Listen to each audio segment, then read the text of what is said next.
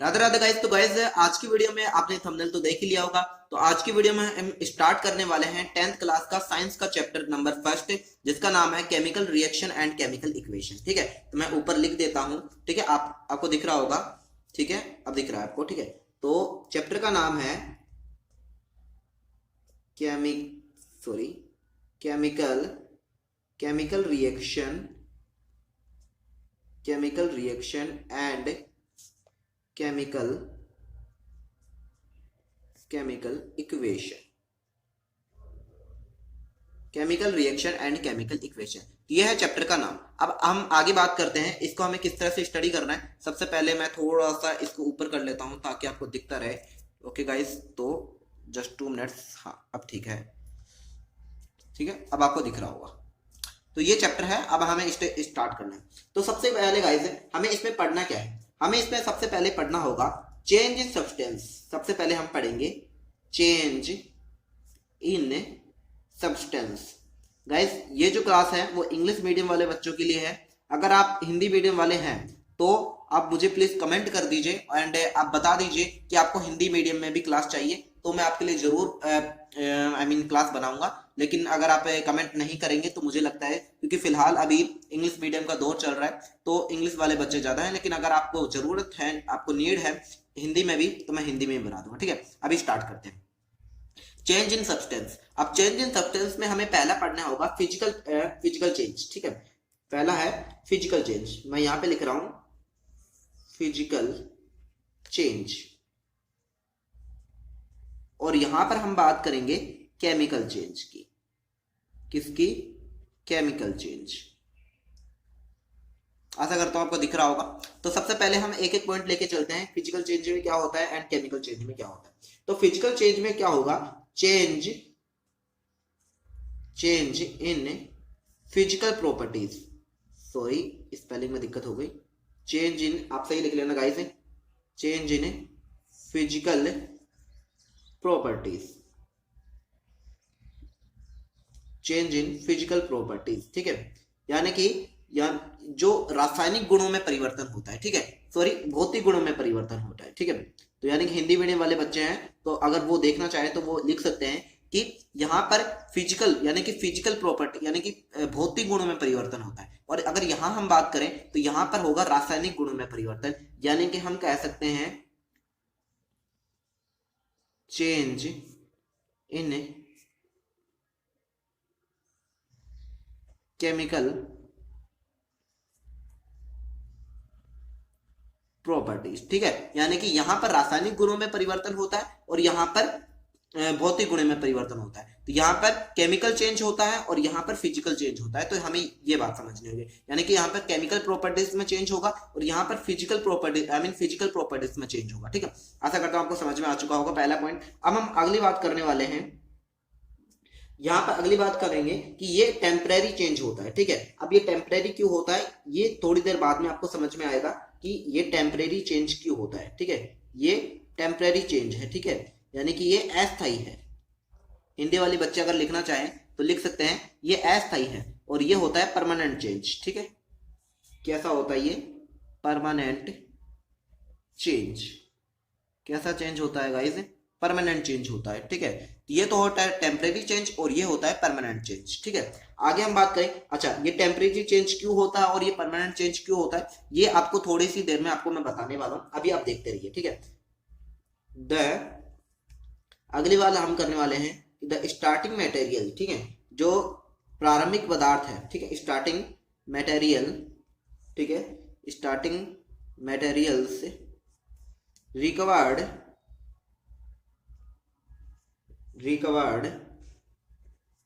Again.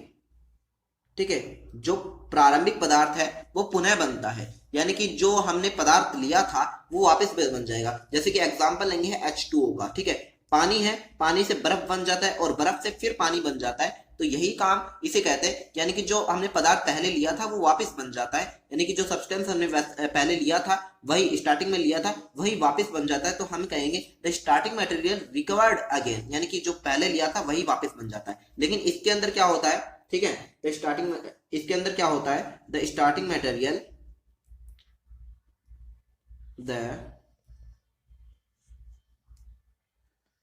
Starting, ठीक है, यहाँ पे इज लगाना मैं भूल गया guys, is the starting material, ठीक है, यहाँ पे लिख रहा हूं मैं, the starting material is not required, COVERED,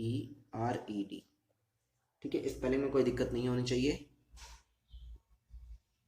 ठीक है, यानी कि जो स्टार्टिंग मटेरियल है वो वापस से नहीं बनेगा, यहाँ पर जो स्टार्टिंग से जो मटेरियल वापस नहीं बनेगा और यहाँ पर बन जाएगा, क्योंकि आपको पता है कि आपको दूध से दही बनता है, अब आपको पता है दूध से दही बनता है, लेकिन दही से दूध थोड़ी बन सकता है, यानी कि कर्ड से आप आई मीन जो मिल्क है, मिल्क से अब कर्ड बन जाता है, लेकिन कर्ड से वापस मिल्क नहीं बन सकता, तो ये कंडीशन इसमें है। अब यही गाइस, यही बात इस पे डिपेंड करती है, इस पे टेम्परेरी, टेम्परेरी चेंज का मतलब होता है कोई भी चीज टेम्परेरी तब होती है जब वो मूविंग में हो, मतलब स्टेबल नहीं हो। यहां पर देखो जो H2O है, चलो आगे बाद में बताऊंगा, ठीक है, अभी इसको एक बार 2 मिनट के लिए छोड़ते हैं, ठीक है, अभी हम एक और कुछ न्यू बात करेंगे, the new material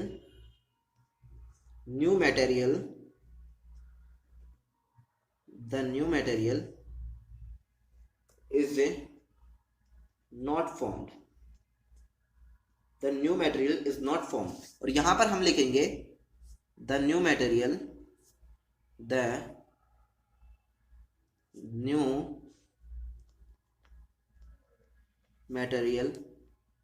is formed,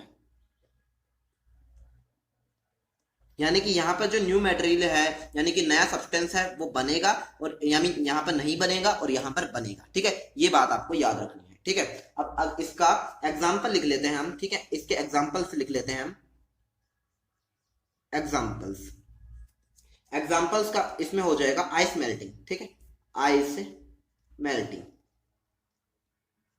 और यहां पर एग्जाम्पल हो जाएगा वुड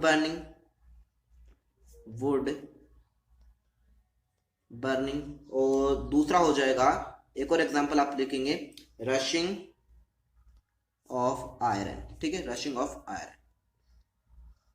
तो गाइस ये हो गए हमारी physical change and chemical change. अब मैं आपको इन्हें वापस से समझा देता हूँ। देखो फिजिकल चेंज में क्या होगा, चेंज इन फिजिकल प्रॉपर्टीज, यहाँ पर भौतिक गुणों में परिवर्तन होगा, फिजिकल प्रॉपर्टीज में चेंज होगा, एंड यहाँ पर केमिकल प्रॉपर्टीज में चेंज होगा। ये टेम्परेरी चेंज है। अच्छा टेम्परेरी चेंज क्यों है? टेम्परेरी चेंज का मतलब होता है कोई भी चीज टेम्परेरी तब होती है जब वो किसी थोड़े से समय के लिए हो। आपको पता है जो H2O है, यहाँ पर देखिए जो H2O है वो लिक्विड में है। किस में है? लिक्विड में। अब लिक्विड का मतलब आपको पता है द्रव अवस्था में है, यानी कि वो पानी के जैसा है, पानी में है अभी, लेकिन वो फिर बर्फ बन गया। किस में बन गया? वो सॉलिड बन चुका है। अब आपको पता है ये लिक्विड रहेगा, फिर वापस सॉलिड बन जाएगा, फिर सॉलिड से फिर लिक्विड बन जाएगा। तो एक जगह नहीं रुक रहा। कोई भी चीज अगर एक जगह नहीं रुकती तो हम उसे कहते हैं टेम्परेरी। और यहां पर क्या होगा आपको पता है, मिल्क है, क्या होगा? मिल्क। तो मिल्क से सीधा आपको पता है कर्ड बन जाएगा। क्या बन जाएगा? Curd.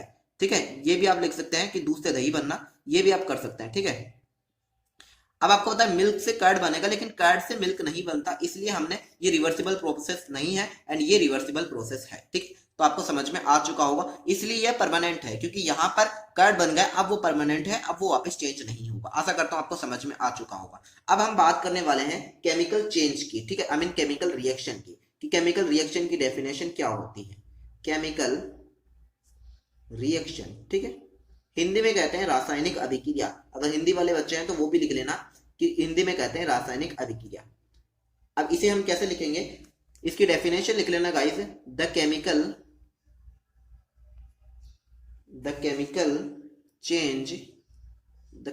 Change अक्योरिंग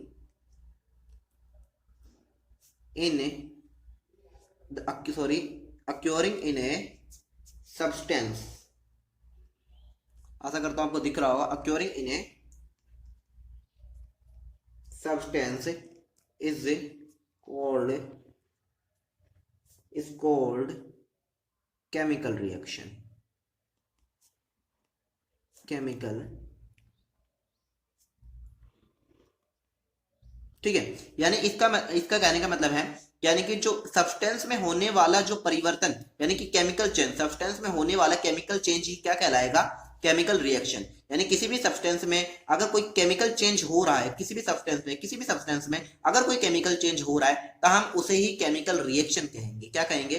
chemical reaction. Example देख लीजिए, एग्जाम्पल जैसे कि burning of would, sorry burning of magnesium, burning of magnesium, वैसे वुड भी लिख सकते हैं आप, बर्निंग ऑफ मैग्नीशियम। तो यहां पर क्या होगा आपको पता है, मैग्नीशियम होगा, मैग्नीशियम, ठीक है। मैग्नीशियम की क्रिया ऑक्सीजन से करवाएंगे। जब भी बर्निंग आ जाए यानी किसी भी चीज को हम जला रहे होते हैं तो उस टाइम पर याद रखना ऑक्सीजन से क्रिया होगी। किससे क्रिया होगी? यानी कि जो रिएक्शन होगी वो ऑक्सीजन से कराई जाएगी, ये आप याद रखना, ठीक है।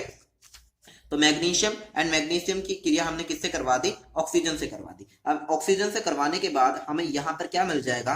Magnesium oxide. अच्छा गाइस, मैं एक बात बताना भूल गया, इससे पहले मैंने केमिस्ट्री की बेसिक क्लासेस स्टार्ट कर दी हैं, तो आप पहले उन्हें देख लीजिए, उसके बाद में चैप्टर स्टार्ट कीजिए, आपको बहुत मजा आएगा। अगर आप पे सीधे ही चैप्टर में आ जाएंगे तो आपको इतनी अच्छी तरीके से केमिस्ट्री नहीं आएगी, लेकिन आप अगर केमिस्ट्री की बेसिक क्लासेस कर लेते हैं तब आपको बहुत मजा आएगा। तो उस पहले आप केमिस्ट्री की बेसिक क्लासेस कर लीजिए। तो केमिस्ट्री की बेसिक क्लासेस मैंने प्लेलिस्ट बना दी है, आप मेरे चैनल पर जाके प्लेलिस्ट देख सकते हैं, ठीक है। अब अगली बात करने वाले हैं हम बर्निंग ऑफ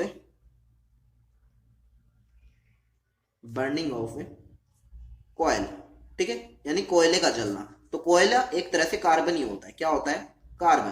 तो कार्बन की मैंने कहा जब ये बर्निंग आएगी तो हम क्रिया किससे करवाएंगे? ऑक्सीजन से करवाएंगे, क्योंकि कोई भी चीज अगर जलेगी तो वो ऑक्सीजन की प्रेजेंस में जलेगी। अगर ऑक्सीजन नहीं होगा तो वो जलना उसके लिए पॉसिबल होगा ही नहीं, ठीक है। तो इस तरह से हमें क्या मिल जाएगा?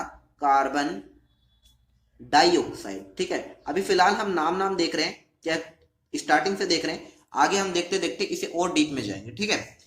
अभी फिलहाल इतना हो चुका है, ठीक है। अब हम बात करने वाले हैं केमिकल रिएक्शन, एंड हम बात करेंगे अब फिलहाल रिएक्टेंट, ठीक है। अब हम किसकी बात करने वाले हैं? रिएक्टेंट की। तो चलिए गाइस, अब रिएक्टेंट की डेफिनेशन और देख लेते हैं। Reactant, what is a reactant? Reactant का मतलब होता है द सब्सटेंस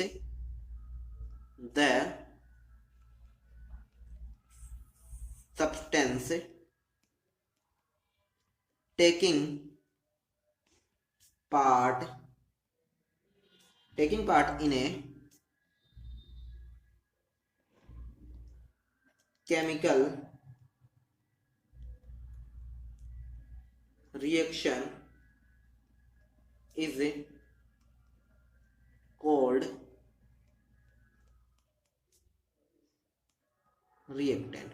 मतलब कि यदि कोई भी सब्सटेंस अगर केमिकल रिएक्शन में पार्ट ले रहा है, ठीक है, पार्टिसिपेट कर रहा है, तो हम उसे कहेंगे रिएक्टेंट। यानी जो भी अगर केमिकल रिएक्शन में भाग लेने वाले पदार्थों को या फिर भाग लेने वाले सब्सटेंस को हम क्या कहेंगे? रिएक्टेंट कहेंगे। अब अगली डेफिनेशन है प्रोडक्ट की, ठीक है। आशा करता हूं आपको समझ में आ चुका होगा, फिर भी मैं आपको वापस समझा दूंगा। प्रोडक्ट क्या होता है? The substance formed as a result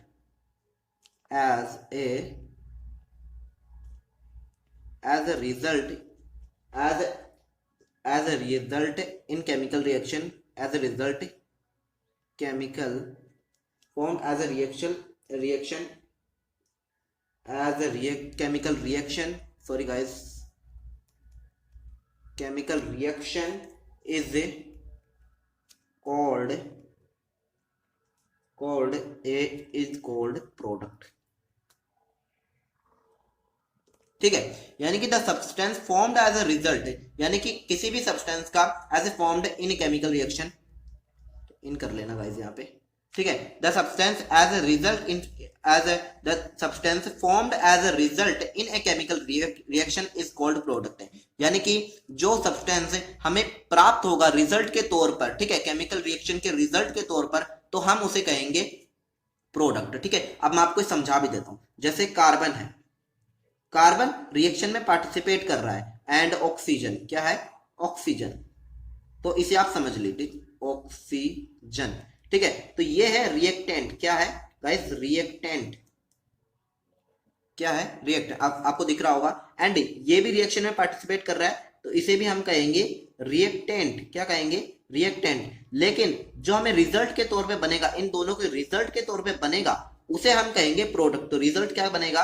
carbon carbon dioxide. तो इसे हम कहेंगे गाइस प्रोडक्ट। क्या कहेंगे? प्रोडक्ट। तो गाइस आशा करता हूं आपको समझ में आ चुका होगा। जो रिएक्शन में पार्टिसिपेट करेंगे उसे हम रिएक्टेंट कहेंगे, एंड जो रिजल्ट के तौर पे बनेगा उसे हम कहेंगे प्रोडक्ट। तो गाइस आपको आशा करता हूं आपको सब कुछ समझ में आ चुका होगा। फिलहाल स्टार्टिंग से आपने नोट नहीं किया तो एक बार नोट जरूर कर लें, ठीक है? मैं आपको दिखाते जा रहा हूं, आप नोट जरूर कर लें। एंड अगली क्लास में हम केमिकल इक्वेशन के साथ मिलते हैं। तो गाइस ओके, थैंक यू, शुक्रिया, अलविदा।